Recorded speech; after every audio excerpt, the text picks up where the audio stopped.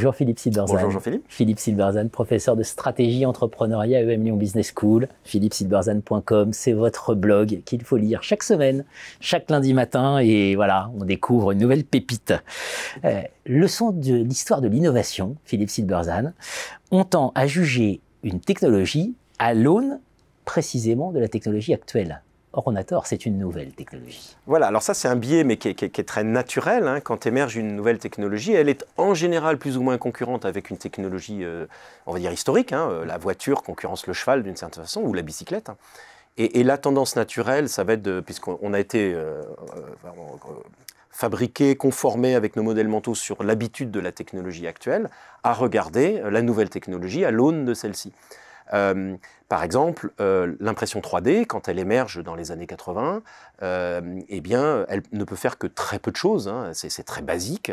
Et donc évidemment, par rapport à quelqu'un qui a une usine, c'est totalement inutilisable. Et donc on a tendance à le rejeter comme, bon, c'est un jouet sympathique, mais enfin, c'est pas très sérieux. Et ça, c'est très dangereux parce que il ne faut pas oublier deux choses. La première, c'est qu'effectivement, une nouvelle technologie, elle est sur une courbe d'évolution. Les imprimantes 3D d'aujourd'hui, en 2023, n'ont strictement rien à voir avec celles qu'il y avait il y a quasiment 40 ans, hein, c'est déjà beaucoup.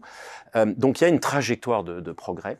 Et deuxièmement, le fait qu'elles ne soient pas souvent aussi performantes sur certains critères ne les rend pas inutiles puisqu'elles vont être très performantes sur d'autres critères. Donc si vous avez 200 000 objets à fabriquer, l'usine sera de toute façon plus efficace qu'une imprimante 3D. Si en revanche vous avez besoin de fabriquer quelques objets en très petite quantité, voire en une seule quantité, mais par exemple sur un lieu de tournage pour un film, etc., sur ces critères-là de souplesse, eh bien l'imprimante 3D va être supérieure. Donc ce qui convient, c'est non pas de comparer l'une à l'autre, c'est de regarder les domaines dans lesquels la nouvelle technologie va être performante, et très probablement d'autres domaines, en général les domaines plus classiques, où elle sera moins performante, et on pourra continuer à utiliser la technologie existante. Donc c'est vraiment une question de domaine d'application et pas juste d'opposer deux technos avec la bonne et la moins bonne.